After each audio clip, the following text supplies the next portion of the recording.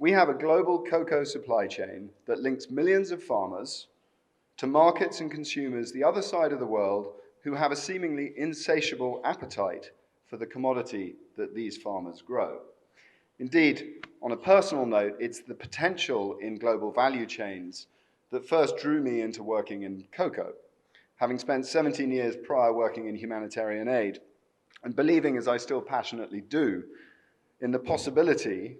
for business, under the right circumstances, with the right incentives, to genuinely be a force for good. And yet, we're also here with a cocoa supply chain that struggles to lift those same farmers out of poverty,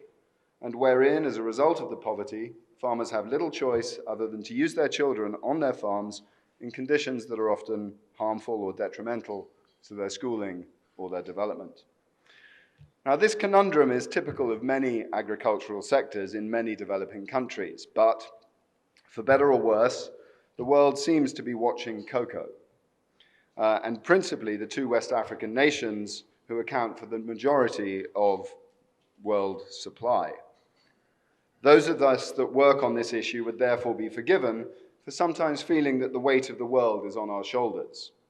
Today, I'd urge us to view that as both an opportunity and a privilege.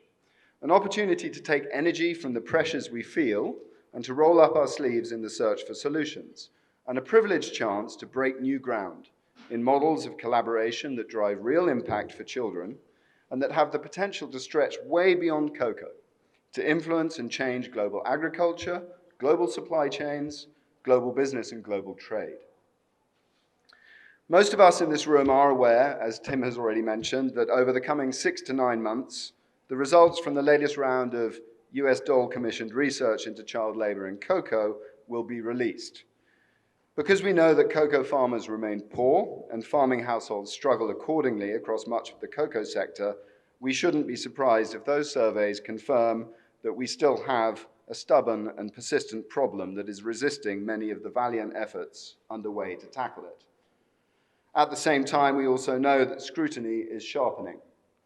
that recent exposés in the media are likely to continue shining an intense spotlight on the sector,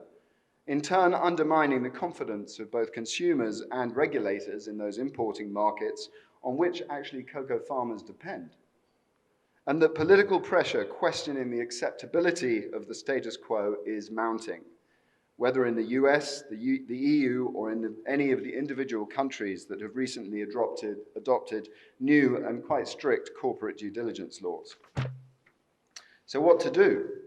I believe that the best way of handling these challenges with integrity is first by accounting honestly and transparently for what we have done to date. And we've done a lot, also delivering real impact. For instance, in the positive strides made by the government of Ghana in increasing access to secondary education or expanding the LEAP social protection program to cocoa growing areas, or in the 50% child labor reduction rates documented in some parts of the cocoa supply chain where companies and their partners are rolling out monitoring and remediation systems, systems which we currently estimate cover nearly 220,000 farmers or 10% of the regional supply chain. Much more is being done across numerous sectors than we give ourselves credit for. So in order to capture this better, I'm pleased to announce that over the coming months, ICI will be supporting the Ministry of Labour and Employment Relations with a study that takes complete stock of all actors' efforts against child labour, so that these can be communicated comprehensively and accurately when we are asked to account for ourselves, and perhaps more importantly, so that we can learn from and build on our experiences. But the fact remains that whilst much has been done, and whilst we can indeed show impact, we have not done enough. And to date, the scope of our collective efforts is still too modest alongside the enormity and complexity of the challenges we face. When asked, as I increasingly am, about why child labour remains so prevalent in cocoa, my response mantra invariably invokes the fact that whilst we haven't failed, we haven't scaled. That is why the second imperative for handling the intensifying scrutiny and pressure we're under must be the definition of a plan for what we're going to do next, A new plan that is both credible, based on actions for which we have clear evidence of impact, and ambitious, pushing us fast and far beyond the limited coverage and the partial results that we are currently having. I believe that is why we're all here today, and I can only commend my dear friend, the Honourable Bishop, in calling together such an impressive group of brilliant minds for that purpose. I don't have all the answers for what a bold new plan needs to look like. That's for us to determine over the next 2 days and beyond. But I do know that it will need to be built on two fundamental things: a systemic approach to tackling this problem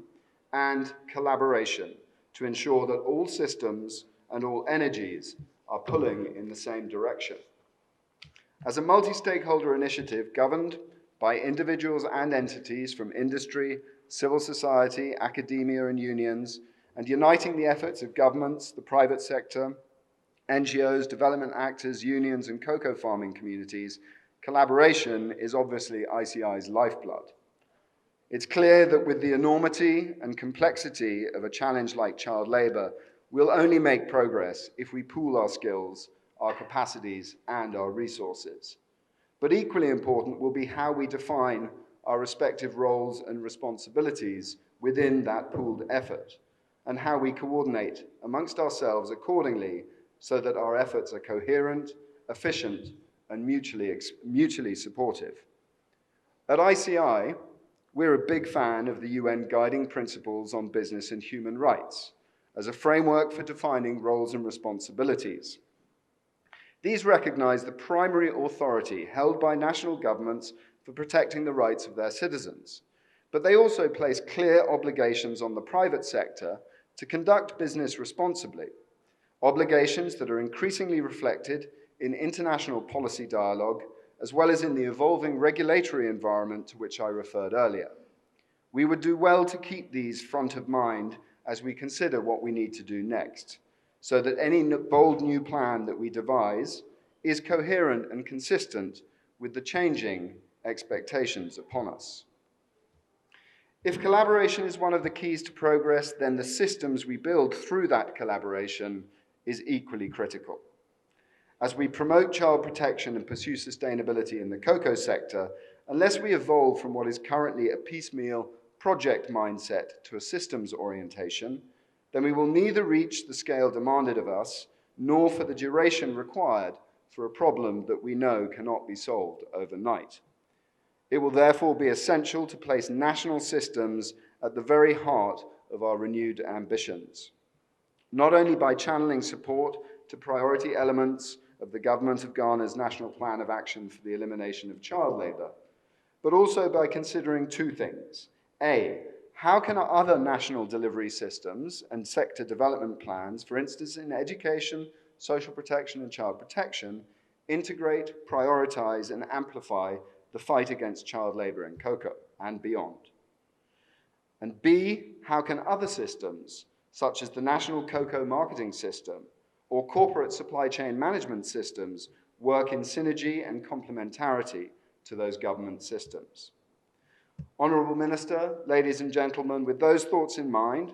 with our task defined and with our ambition primed, I look forward to 2 days of rich and productive discussions. The well-being of millions of children is at stake,